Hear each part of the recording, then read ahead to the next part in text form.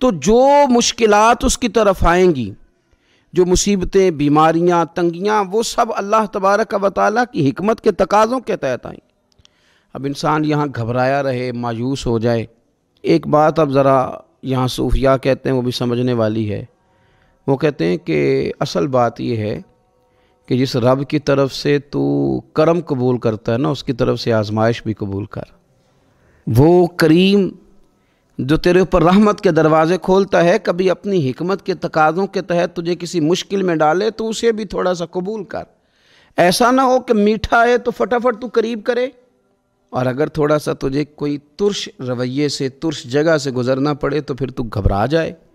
تو اپنے مالک کے سپرد جب اپنے آپ کو کر دے گا، پھر تیری طبیعت سکون میں آ جائے گی، تیرا قلب ٹھنڈک میں آ جائے گا۔ محمود غزنوی رحمۃ اللہ علیہ مالٹا کھا رہے تھے، ایک ٹکڑا اس کا، ایک خاش اس کی اپنے ہاتھ سے نکال کر کے ایاز کو کھانے کے لیے دی، ایاز فٹافٹ کھا گیا۔ بعد میں ایک ٹکڑا محمود نے اپنے منہ میں ڈالا تو بڑا کڑوا محسوس ہوا مالٹا، تو اس نے اس کو تھوک دیا اور ایاز کی طرف دیکھ کے کہنے لگا بہت ترش تھا، بہت کڑوا تھا، کس طرح تم کھا گئے؟ اللہ اکبر۔ تو ایاز نے جو بات کی وہ ہمیں سمجھاتی ہے کہ بندے کا رشتہ کس طرح کا ہونا چاہیے۔ ایاز کہنے لگا آقا ساری زندگی تیرے ہاتھوں سے میٹھے کھائے، آج ایک کڑوا آیا تھا تو میں اگر اسے تھوک دیتا، یہ کو آئینے وفاداری تو نہ ہوا۔ انسان کو اللہ کی طرف سے نعمتیں آتی جائیں، رحمتیں آتی جائیں، تندرستیاں آتی جائیں، لیکن کسی جگہ ذرا کمزوری دیکھنی پڑے تو انسان اس جگہ ٹھہر جائے، اس جگہ وہ گھبرا جائے، وہم کا شکار ہو جائے، پتہ نہیں کیا ہو جائے گا، ان چکروں میں پڑ جائے، تو یہ بات درست نہیں ہے۔ اب یہ کہ ہم کیا کرتے ہیں، ہم نے اپنی ساری توجہات کا مرکز دنیا والوں کو بنا لیا ہے۔ دنیا والوں کو کیسے راضی کرنا ہے، ان کو کیسے سیٹ رکھنا ہے، لوگوں کے ساتھ اپنے تعلقات کو کس طرح کر کے مضبوط کرنا ہے، بس اسی میں ہمارے صبح و شام گزر جاتے ہیں۔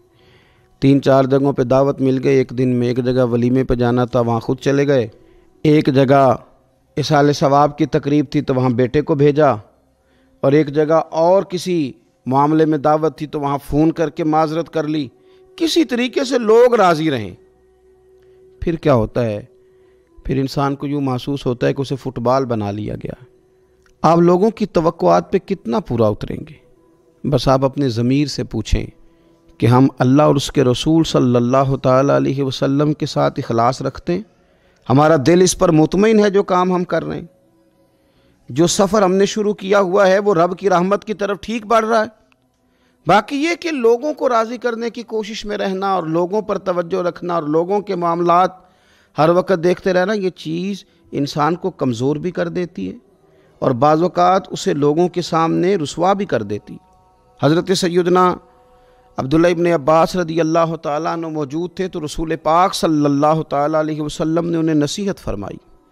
اپنے چچا کے بیٹے حضرت عبداللہ ابن عباس کو حضور نے نصیحت فرمائی، فرمایا یقین رکھو اے عبداللہ ابن عباس، یقین رکھو کہ اگر ساری دنیا متفق ہو جائے تمہیں نفع پہنچانے میں تو تمہیں نفع پہنچا نہیں سکتی مگر وہ جو تمہارے لیے تمہارے رب نے لکھ دیا ہے۔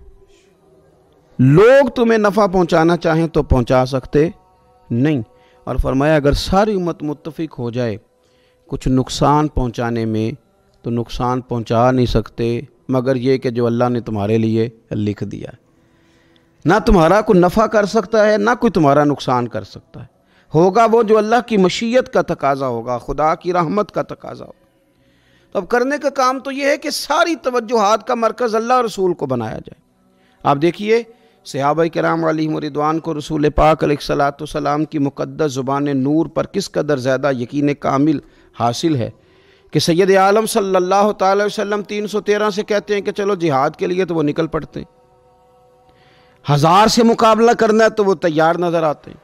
حضور علیہ السلام کہتے ہیں خندق میں چلو تو وہ تیار نظر آتے ہیں۔ حضور صلی اللہ تعالی علیہ وسلم جو وعدہ ان کے ساتھ کرتے ہیں تو وہ منوعاً اس وعدے پر توجہ کرتے ہیں۔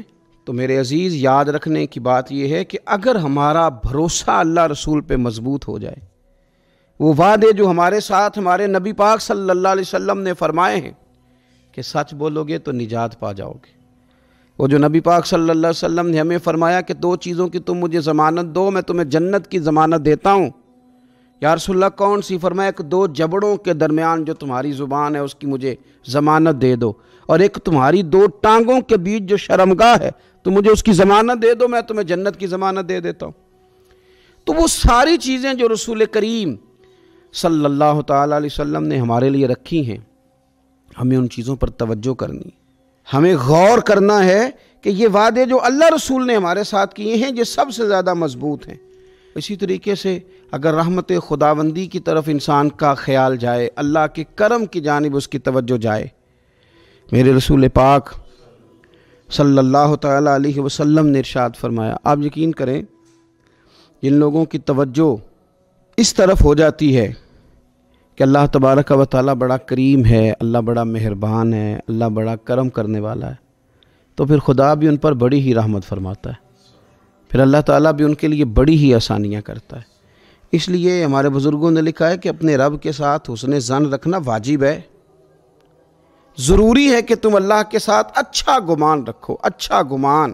امام غزالی نے حدیث لکھی ہے، ایک اعرابی نبی پاک صلی اللہ علیہ وسلم کی خدمت میں حاضر ہوا اور اس نے عجیب بات کی، عرض کی یا رسول اللہ صلی اللہ علیہ وسلم قیامت کے دن حساب کون لے گا؟ تو حضور نے فرمایا حساب تو میرا رب کریم لے گا۔ تو وہ شخص مسکرایا، حضور نے فرمایا کیوں مسکراتے ہو؟ عرض کی یا رسول اللہ جب کریم غالب آتا ہے تو وہ کرم ہی کرتا ہے، وہ کرم ہی کرے گا، وہ فضل ہی فرمائے گا۔ تو نبی پاک صلی اللہ تعالیٰ علیہ وسلم نے کیا فرمایا؟ فرمایا بھی یہ عربی بڑا فقیہ ہے، بڑا دانش مند ہے، یہ سادہ بندہ بڑی اعلیٰ بات کر گیا، فقیہ ہے، دانش مند ہے، اس لیے کہ اس کی امید اللہ تبارک و تعالیٰ کی رحمت کے ساتھ لگی ہوئی ہے۔ مسند امام احمد بن حنبل میں حدیث ہے، نبی پاک صلی اللہ علیہ وسلم فرماتے ہیں، رب فرماتے ہیں کہ اگر میرا بندہ زمین بھر گناہ لے کے میری بارگاہ میں آئے، بھر دی اس نے زمین گناہ کر کر کے، لیکن وہ آئے اور استغفار کرے اور اس امید پر استغفار کرے کہ رب مجھے معاف کر دے گا، سچے دل سے توبہ کرے، تو حضور فرماتے ہیں رب اس بندے کو معاف فرما دیتا ہے، اگر اس کی امیدیں اپنے رب کے ساتھ مضبوط ہوں۔ ہم نے یوں کیا ہے کہ کمزوری دکھانی شروع کر دی ہے، کمزوری، اور پھر کچھ معاشرے میں لوگ بھی ہیں، یہ کچھ جادو کا بتانے والے لوگ آ گئے ہیں جو ہر شخص کو کہتے ہیں کہ تجھے تو جادو ہو گیا ہے، جو ہر شخص کو یہ بات بتاتے ہیں کہ تیرے اوپر تو آسیب کا اثر ہے۔ ان لوگوں نے بھی لوگوں کو کمزور کر دیا ہے۔ کچھ ایسے لوگ ہیں جو معاشرے کے اندر یہ کہتے پھرتے ہیں بھائی سب دنیا کا چکر ہے، سب دولت کا معاملہ ہے، جس کی لاٹھی اس کی بھینس، یہاں کچھ بھی نہیں ہو سکتا۔ انہوں نے بھی لوگوں کو کمزور کر دیا ہے۔ اپنے عقیدوں کو مضبوط رکھیں، اللہ رسول صلی اللہ علیہ وسلم کے ساتھ اپنے بھروسے کو مضبوط کریں۔ دیکھیں حضور ہماری تربیت کرتے ہیں، فرمایا اگر تم رب پہ بھروسہ کرو گے نا اور رب تعالیٰ پہ بھروسہ کر کے نکلو گے تو اللہ تمہیں اسی طرح رزق عطا فرمائے گا جس طرح رب پرندوں کو رزق عطا فرماتا ہے۔ وہ صبح بھوکے نکلتے ہیں لیکن شام کو لوٹتے ہیں تو اللہ انہیں پیٹ بھر کے روزی عطا کرتا ہے۔ کیوں؟ اس لیے کہ ان کا بھروسہ مضبوط ہے، ان کا اپنے رب پہ توکل مضبوط ہے۔ رسول کائنات صلی اللہ تعالیٰ علیہ وسلم نے ہمیں ہمارے رب کی جانب دعوت دی، حضور نے ہمیں اللہ پہ بھروسہ کرنا سکھایا۔ رسول پاک صلی اللہ تعالیٰ علیہ وسلم نے ہمیں کہا کہ دنیا میں مسافروں کی طرح وقت گزار کے آ جانا، جنت میں رب نے تمہارے لیے وہ نعمتیں تیار کی ہیں نہ کسی آنکھ نے دیکھی، نہ کسی کان نے سنی، نہ تمہارے دل پر خیال ہی گزرا ہوگا کہ اللہ یہ شان عطا فرمائے گا۔ اب ان لوگوں کا بھروسہ ہو گیا تھا صحابہ کا، حضور کے غلاموں کا، تو انہوں نے پھر کوئی جائیدادیں نہیں بنائی۔